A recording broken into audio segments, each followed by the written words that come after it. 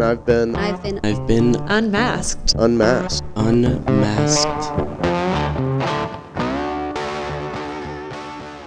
And we are a go. How are you today? I'm fantastic. I'm living the dream right now. Go ahead and pick up. Yeah, go ahead and just make sure that the mic stays pretty close to your face. Perfect. Awesome. So you said this is your very, very first podcast. Very first podcast. Yeah, I'm excited. I heard this is a spot to be. Yeah. You know? So I was like, all right, if it's gonna be my first one, I figured this would be the spot. Heck yeah. Well, I am honored that you decided to have this be your first podcast. It's definitely, it means a lot, especially considering earlier how you were saying of how like other people have tried to have you on their shows, and I know obviously we aren't the biggest podcast in the world, so it definitely means a lot that you're willing to come on here, share your story a little bit, which from what I understand, there's quite a bit of meat to your story. Yes? Yeah, no, most definitely. There's a lot of I got a long story. Heck yeah, heck yeah. If it's easier for you, you're free to pick up the mic. But yeah, I just need to make sure it's like within like a couple inches of your face. That way you're audible. I have like a little waveform here, so I'm trying to make sure that the waveforms are a little bit more picked up. But heck yeah. So for all those who don't know who you are or anything, I like to kind of have the guests give their own little like elevator speech of who you are, just like an overall summary of who you are, what you do, what makes you tick.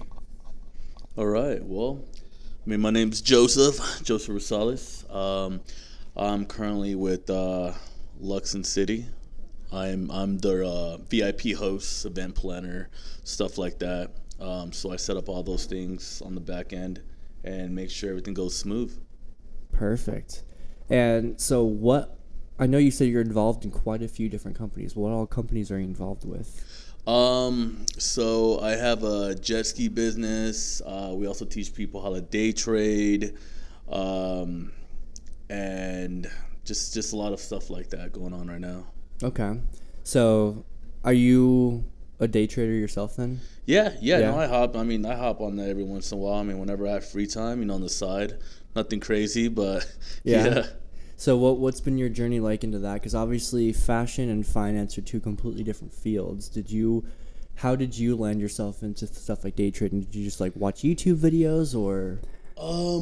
I've had a few friends that they got me into it back when Bitcoin was going on. Oh, okay. Yeah, I got into it early, so I made a good investment on that, and I did really well with that. Same thing with all these other stuff with GameStop, Dogecoin. I mean, I got in early. Yeah, I actually was one of the guys where I put in $100 and got back a couple thousand. Wow. Know? Yeah. So I've been in every single one that I've been in. It's worked out pretty well with me. Dang. Okay. So have you always had like a passion for finance then, or was it just another diversified stream for you to kind of work on? I think just coming in from LA, because I'm from California. I'm from LA. Okay. I have that mentality where out there you have to like have 8 jobs to survive. Right. So when I came out here, that's what I did. I did whatever I could do that I know it's gonna get me money back. Like when I first got out here, I was DJing, I was bartending, I was the personal trainer. So then when that opportunity came up that hey, you could invest in this or do that or day trade, and I was like, all right, cool, let me get into it, and just everything I've ever touched has worked out, which is pretty awesome. Heck yeah. I wish I could say the same. That's awesome. Okay. So growing up, were you around a lot of money growing up? So growing up, no, I came from we were a big family. I'm 4 sisters. I was the only boy, and the youngest. Oh wow! And we were on a farm, so like next to so it was I was detached from everything, and now I didn't have much growing up. So that's why I knew growing up I was like, whatever I got to do, I'm gonna make it. If I ever have a kid later on down the road, I don't want him to go through what I went through, you know. Gotcha. Okay. What was the first business that kind of gave you that feeling of kind of financial independent or success? It's actually pretty funny. It was actually in school. So I actually had a locker. I sold snacks. Oh. So I came up with the idea of my locker was like a little convenience store. I had hot Cheetos, I had soda pop, Capri Suns, candy, all that stuff. So during lunch period, people would come to me and all that stuff. So I went from that, and then slowly one of my cousins got a little landscaping business. And then I got into that with him a little bit, and then actually later on, I actually had my own landscaping business. Really? I think at 16. Wow. I hired 3 other my cousins. We would go door to door, and it worked out extremely well. Where eventually I bought my own car, and then I moved out like that same year. So really? At 16, I was already out the door. Really? Yeah, I actually lived in my car for a bit. Then I got my own apartment like throughout all the same year. I was just booming. And that was just from the landscaping business? Landscaping, selling snacks, and just all that, yeah. Just meeting the right people too, you know. That's what a lot of it comes down to as well, but yeah. So you've kind of always had this entrepreneurial spirit then. Have you had like a day job before, or have you just always been entrepreneurial? No. I mean, I've never for the longest time I was never full time into anything. I was just part time. That way I could still have that for sure income, you know, because a lot of these other things it's never for sure, you know. Right. That's how a lot of things are, and so I always wanted to have something for sure. But I started off at a coffee shop, you know. Oh wow, a coffee shop. Yeah, I was a barista. Yeah. I was making coffee for people, and then from there I just started getting into fashion.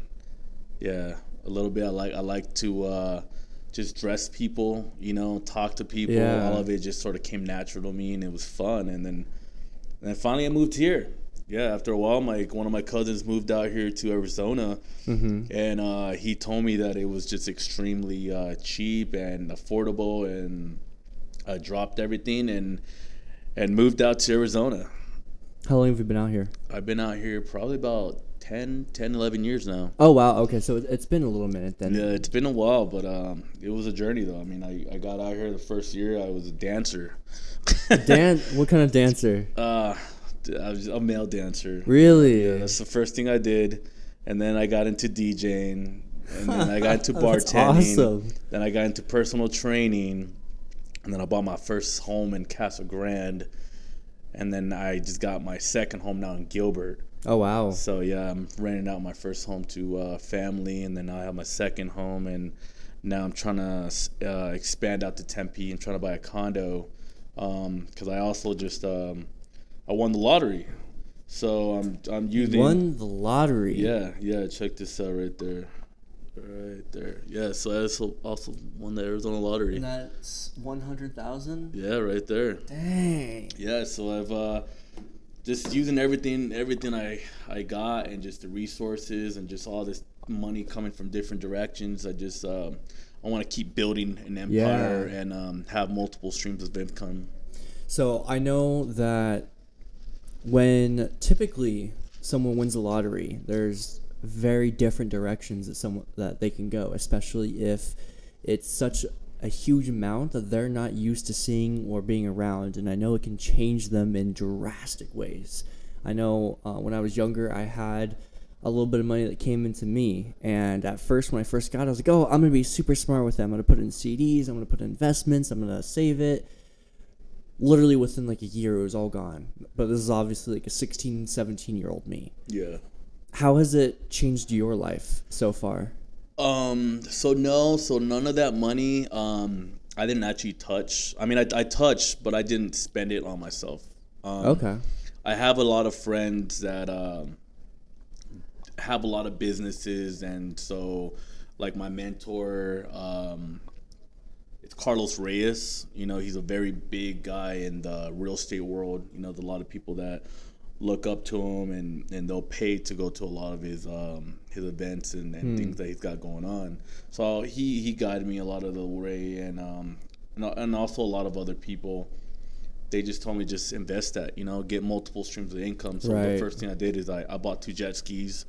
I have them in San Diego, and I got 2 of my cousins that rent them out for me. So I have that source of income, and then is that a pretty lucrative source of income for you? Yeah, it's okay, but I mean, honestly, okay is better than nothing, right? So at least it's out there, especially during summer. It's it's booming and stuff. But, right. I did that. I bought my mom a car. I mean, there was no income back in that, but that's just something I had to do. You gotta spread the love a little bit. Yeah, her car was done for, and I was probably ordering her Uber rides to her job probably for like a year out there in LA and everything. And I just wanted to give back, so I went down there and bought her a car cash. Went to the dealership and just did that for her. What kind of car was it? It was a Scion. Yeah. Oh, wow. Silver Scion. I got a good deal. I think it was like $10K cash. Oh, that's not bad at all. No. So that way, it's gonna last her for a long time, and there's no issues with it. So I did that, and then after that, then the rest I started just reinvesting into stocks and other things like that.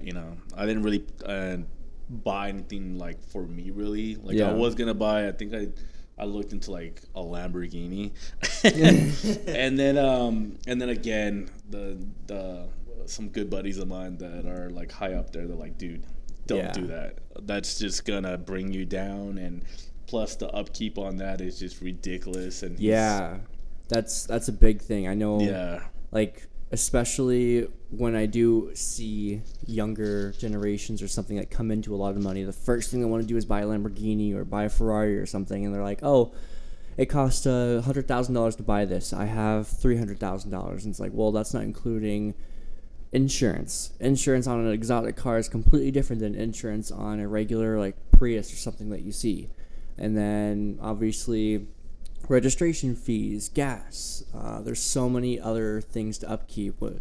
To do an oil change on a Lamborghini, completely different than doing an oil change on like a Nissan everything. Versa. Brakes and all that. It's not normal. It's a couple thousand. It's ridiculous. But so I'm glad that I went the choice I went with. Now it's like I'm slowly getting to where I want to be set financially, and just going with the flow at this point right now. I recently was also at Hugo Boss. I don't know if you're familiar with the brand. Yeah. Oh, absolutely. I'm not there no more. Oh, really? So this is actually right now. This is the first time that anybody heard that I'm not at Hugo Boss no more. Oh, wow. So nobody knows this. This is right now. Once they hear this, they're gonna say, "Holy shit!" Yeah. And I'm taking a step back to like letting you know up to Hugo Boss. When I first moved out here too, after doing a couple things, I came to this mall, Scottsdale Fashion Square. I actually started off at Guess. Okay. I was their top seller for a year. Went to Express. I was their top seller for a year. Went to Armani Exchange. I was their top seller for a year. And then Hugo Boss brought me on, and I was their top seller for 6 years. Wow. Hugo Boss has been in Arizona for 23 years. I'm actually the first one to break $1 million for the company in Arizona. Really? Yeah, so they actually flew me out to Portugal. I got to meet the CEOs. I got trophies. Nobody's ever done what I did. And it was awesome, what helped was that every spot that I was at, like, Express, Guess, Armani, they all had the same type of clientele.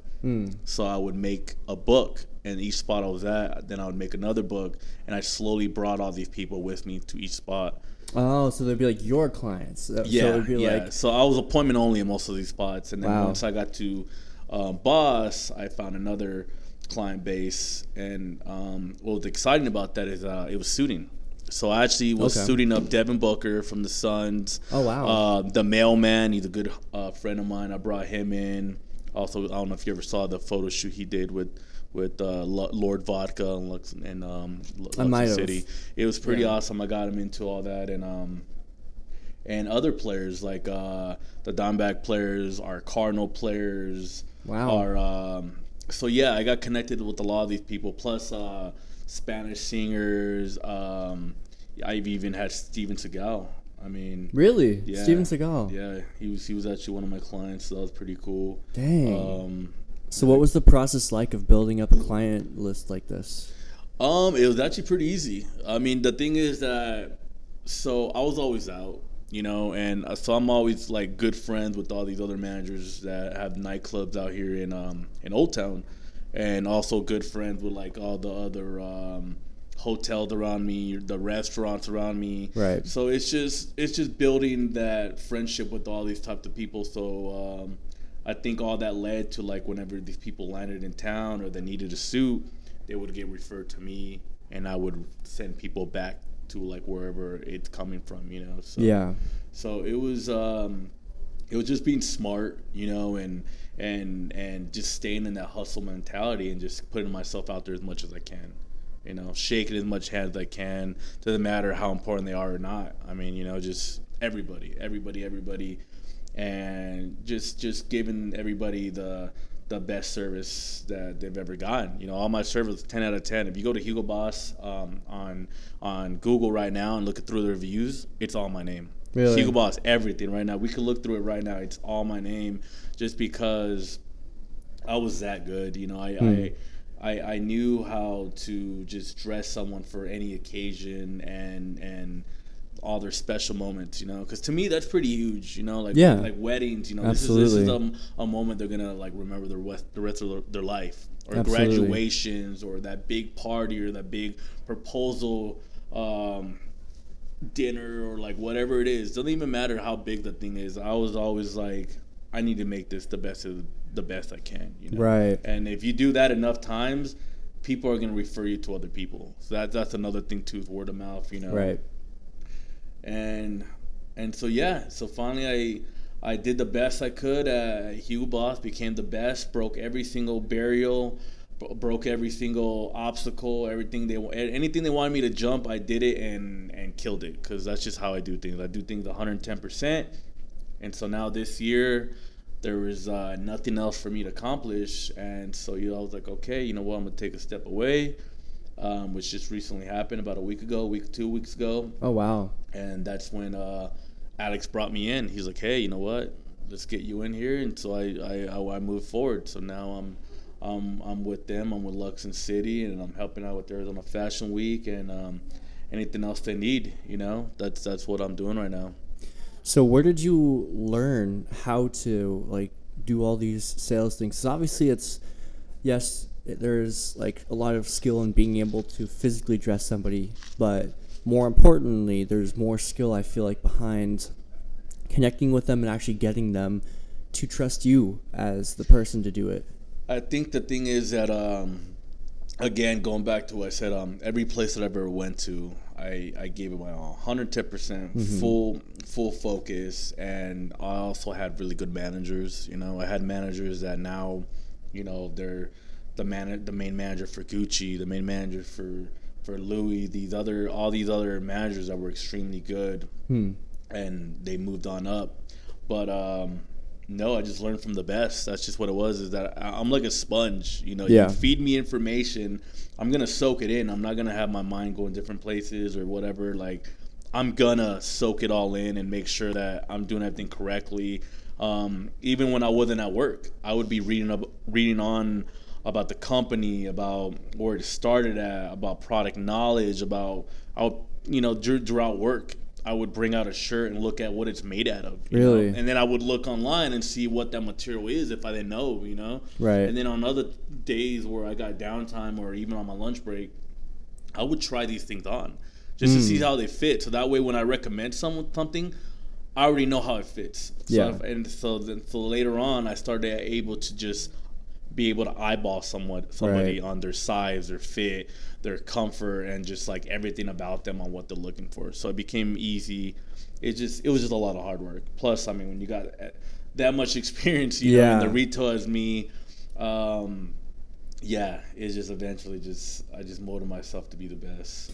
I feel like when it comes to sales, it's obviously there's some just natural born salesmen that can sell ice to an Eskimo or that can like sell anything. I consider myself, I'm good at sales, but my obstacle is I have to believe in the product. You cannot give me a product, or you cannot give me something that I don't feel comfortable recommending. Like, if you have a shitty product and you tell me to sell to everybody, I can't do that. Because for me, like, I'm a truthful person. I can't look you in the eye and be like, this is the most amazing thing you're going to ever use in your entire life, when I know that's not the case at all.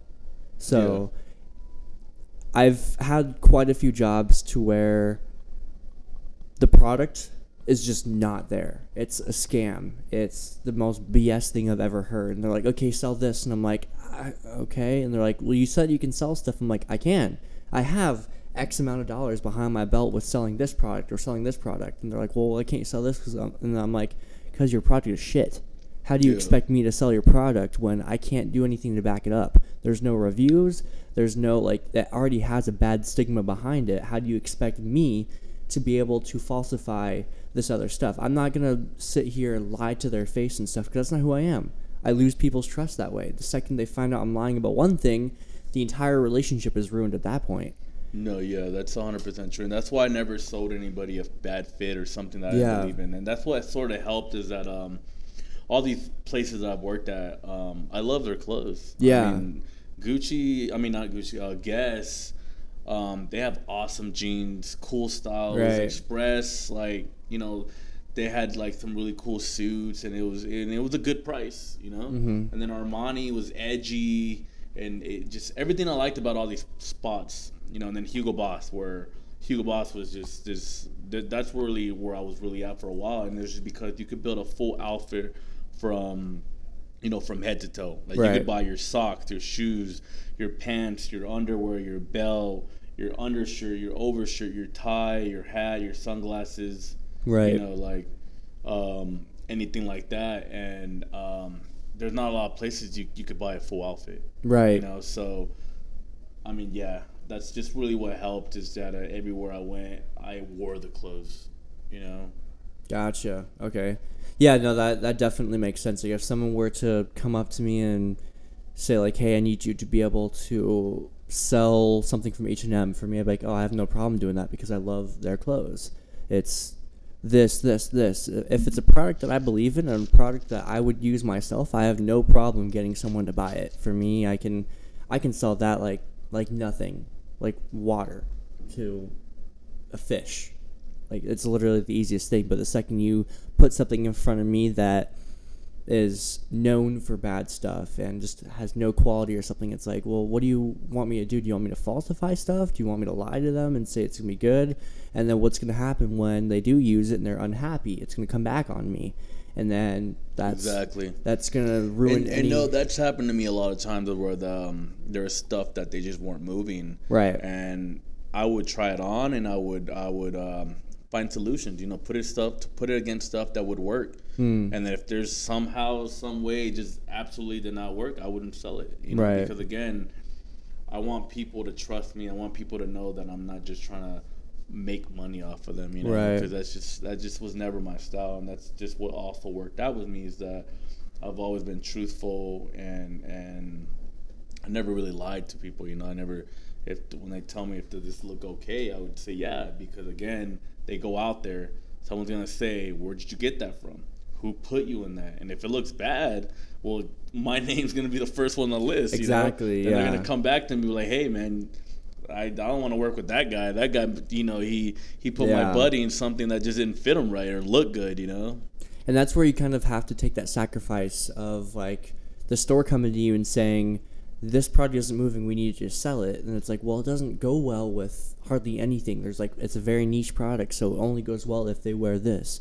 And so you have to either sacrifice actually providing for the customer and actually giving them something that they're going to like, or taking a risk and being like, well, fuck off to the store, and being like, I'm going to do my job, I'm still making you guys money, and maybe at this point, with this product not really moving too much, maybe you guys could just take it off the floor then or something, instead of ruining an entire relationship for this customer, you know? I'm just gonna pour a quick drink. I don't know if you ever seen this stuff, Lord Vodka. I have you not. Seen this stuff? I've kind of seen it being a little bit advertised here and there on social media. This stuff is delicious. Yeah. I mean, I've been going out for 10 years plus, and I've never tasted anything like this. Really? Yeah, it is delicious. Lord Vodka. I mean, you can find this at Total Wine, Devil's Liquor Store in Tempe.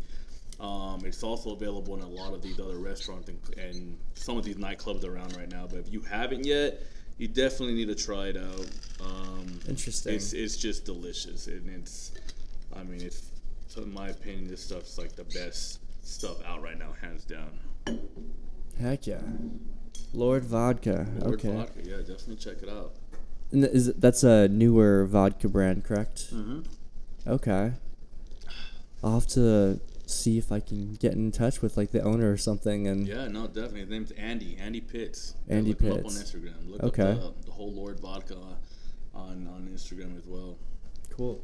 Go ahead and sorry, the microphone's not really picking up a whole. Okay, so sorry about that. We had to take a little pause for a second there's some technical issues that were happening, but we're back now. We did also switch mics just because for this one it does take a little bit more technical stuff to be able to make sure that everything is being picked up on. So if my voice sounds a little bit different, that's why. So you have the quote-unquote better microphone now, so your voice should be able to get heard a little bit better now. I might start singing right now. Yeah, there we go. Yeah, bust out some show tunes. Heck yeah. So I think we're leaving off with your life in retail a little bit, and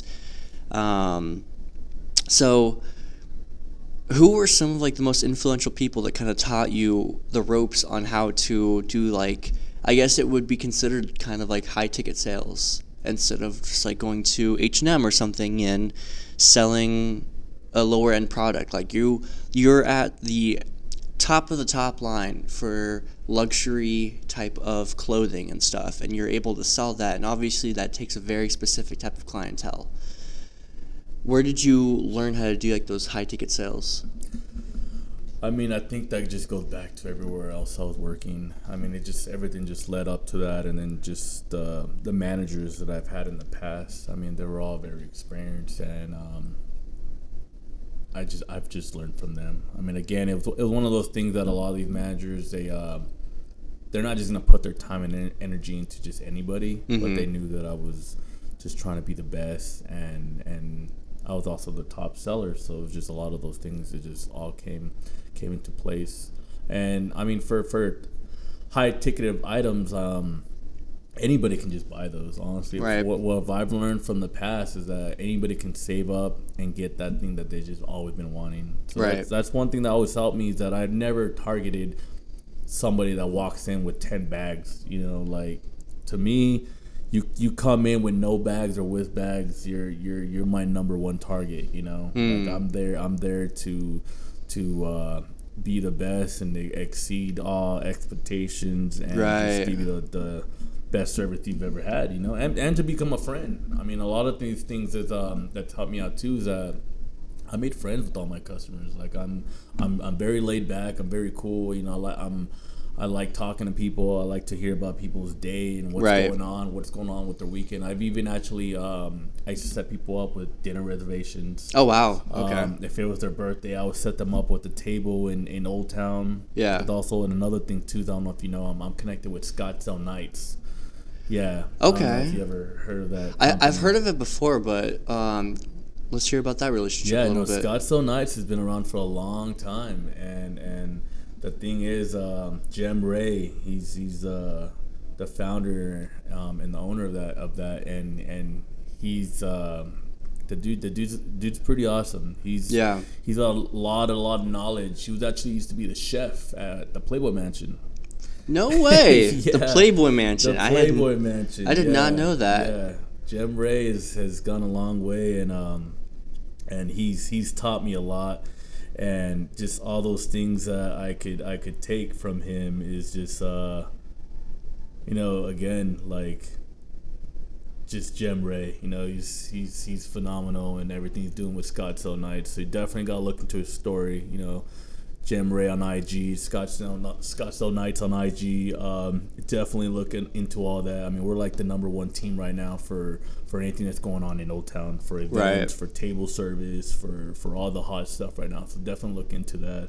But I appreciate that guy because he's been there for me, and he's showed me a lot of the ropes on everything with hospitality and booking tables and everything. So how did that relationship start?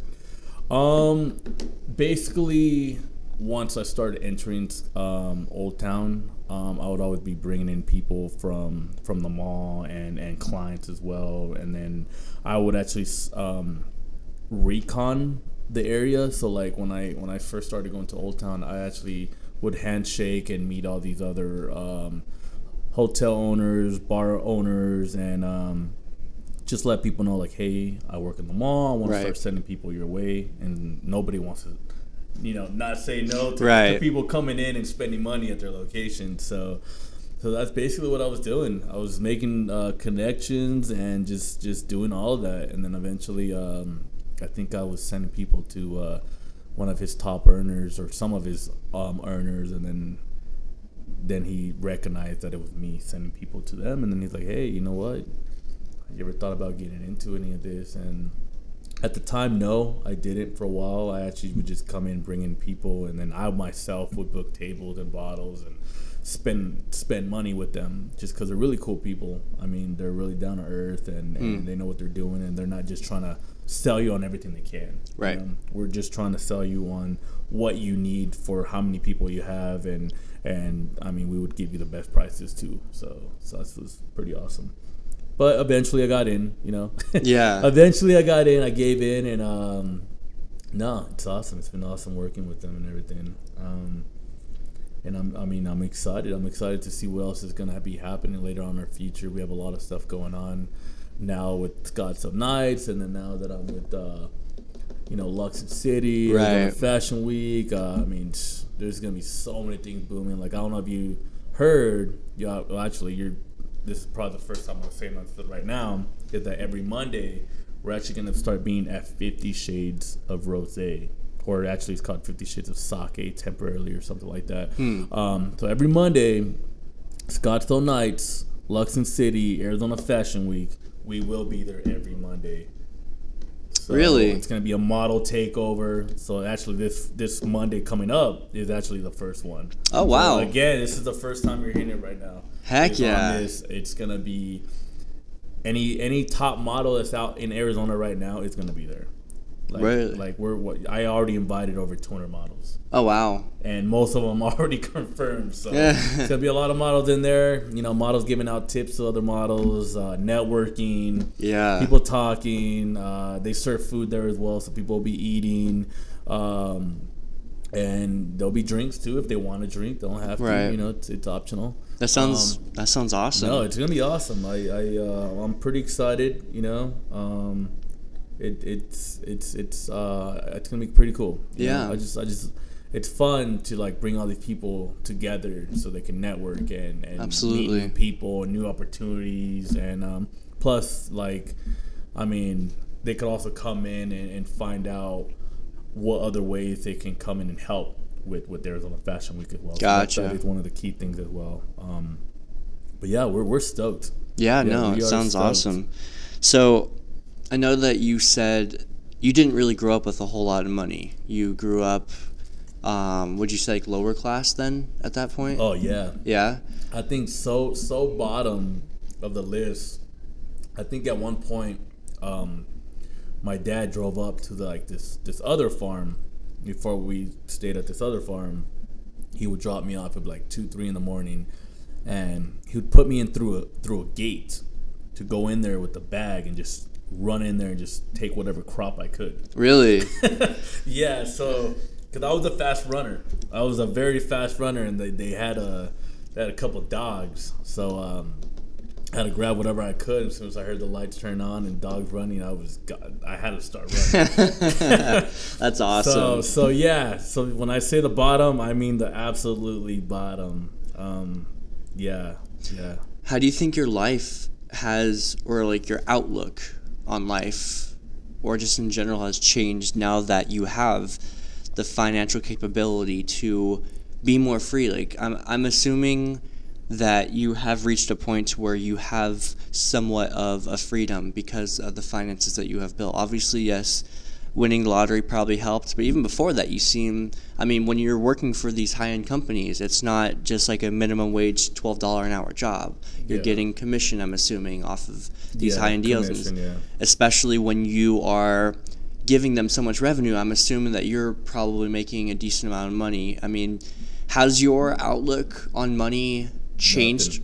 Nothing. No, nothing. My whole life has always been the same. I've always been a very positive, happy, energetic guy.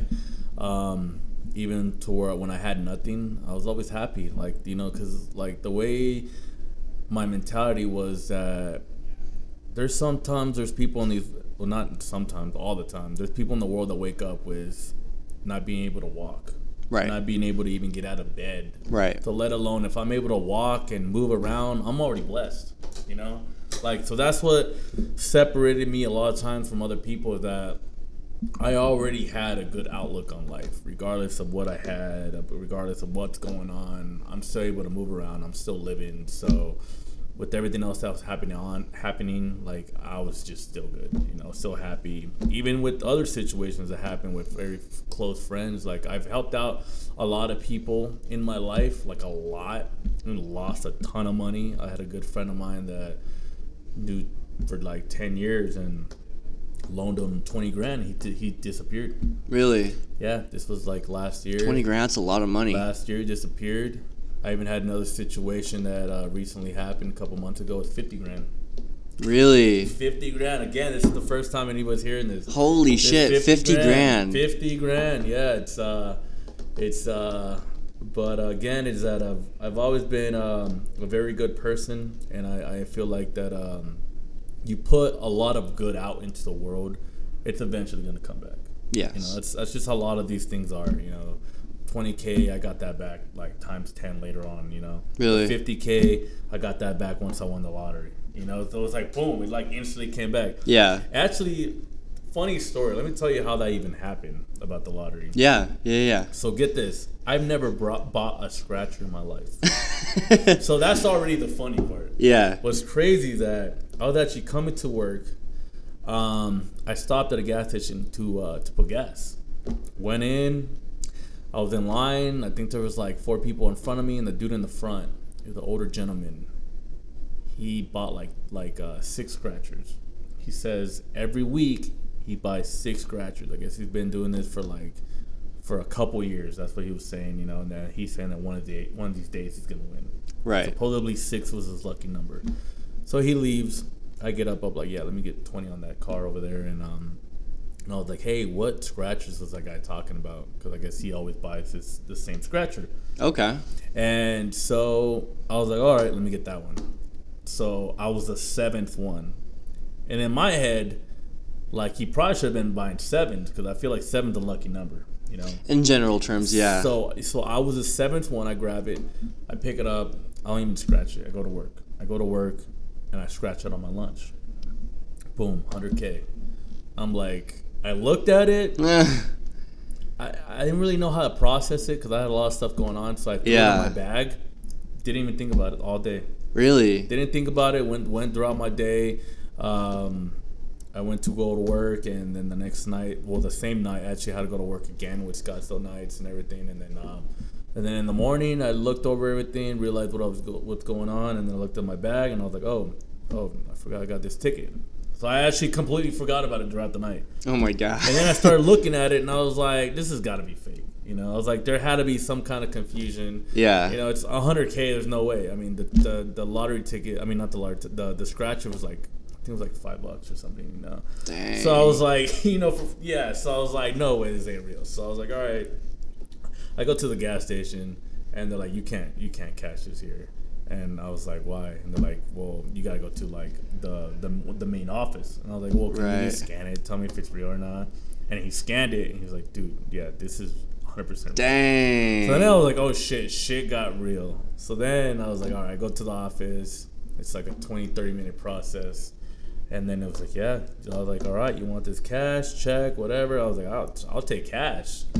You know, so I grabbed that and And they just gave you 100K in cash.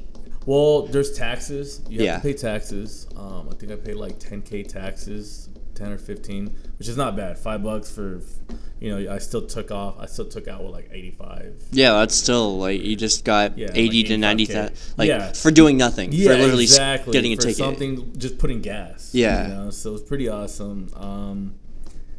And yeah, that's just how it went down. Dang. It's, So at that point, was that 100K? I'm not sure what your financial situation was at that point.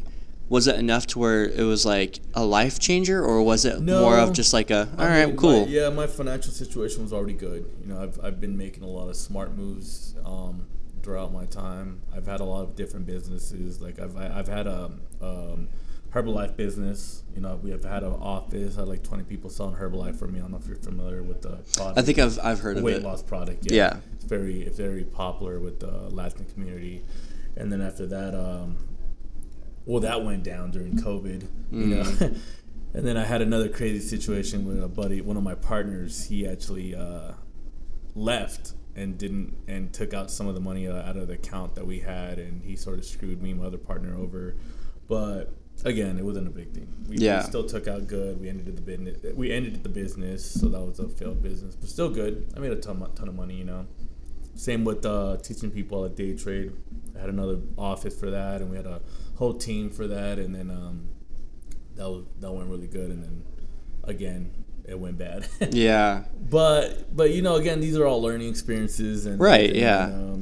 But no, other than that, I've always sort of been financially set, you know. So when that happened, when that hit me, it's not something that like changed my life. It was just more ammo to put into other investments and other ideas going on, you know. Right. So That makes sense. yeah. So no, it did not change me. Again, my whole life, money's not a thing to me. Money's just, it helps, you know, but you don't need it. You know, I've still have friends that don't have tons of money, and they're 100% okay, and you don't need it. You know, it's all in your mentality and how you wake up and look at life. You know, Right. Like me, I have a interesting morning routine. You know, I mean, it starts off. I wake up around 5 a.m.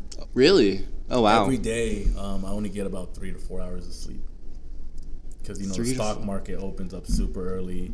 And not to mention, if you add up all these hours that you're sleeping, and if at the end of the year, if you're getting less time to sleep, you're adding days to your year, you know? And that's more time to do whatever you're trying to do into your plans, your business, your life, you know? And do you feel like that affects your health, not getting that much sleep? No, we're young. I mean, right now, I'm 29 years old, you know? I'm young. I'd rather do this now than later on when I'm 50 where I can't. Yeah. You know, like, so right now we're young. We can do this all day. You know, it's not affecting my health. I'm 100% fine. And again, you're adding more days to your life. You know, would you rather sleep it off, or you rather out there being productive and adding days to your year and more money in your pocket? Right. That's what's happening when you're awake. You're making more money if you're doing the right things, or if to other things, you know, you could be going to the gym or doing stuff around the house, whatever it is that you're shedding that time off of other things that you're doing throughout the day, you know, Right. and just sleeping all day. Because I know I got people that sleep halfway through the day, and it's just like, whoa, you just lost half your year, you know. It's like, you know, I'd rather just wake up early and put in the work, you know, and get the extra step and extra mile above people. That's what happens at the end of the year. Right. You know, all these people are doing this and doing that and sleeping all day, but then all the other people that are putting in the work and putting in that time and sleeping less, what happens at the end of the year? They're a lot further. You know, they're already doing this, they're already doing that, with the other person's like way behind just because they've been sleeping more.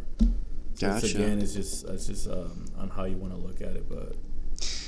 Well, there is definitely a lot more that I want to go in and talk about, but unfortunately we are kind of running out of time here. I know you have a thing right after this you got to attend, and I don't want to cut into that. I got that meeting with Luxon City. Yeah. On a fashion week. But we need to do this again. We need to set up another time to to talk more, because there's definitely a lot more stuff I want to talk to you about and get into a little bit. But right now, we're going to cut it here. But yes, we're definitely going to sit down and schedule another time to kind of dive deeper in, because there's a lot of different avenues and stuff that I definitely want to kind of see about your life and who you are. Definitely.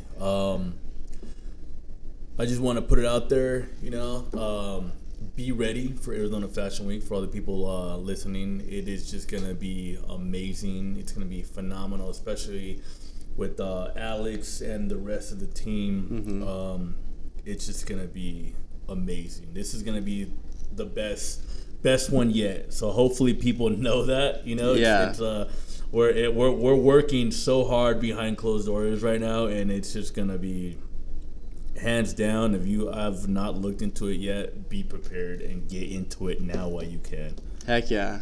I'm excited to see what happens with it. Heck yeah, man. Awesome. Well, I'm going to have you do your little signature thing that I told you about earlier, and then we're good. All right. Well, awesome. Thank you. Of course. So go ahead, look into that camera, and hi, my name is blah, blah, blah, and I've just been unmasked. All right. Hi, my name is Joseph Rosales, and I've just been unmasked.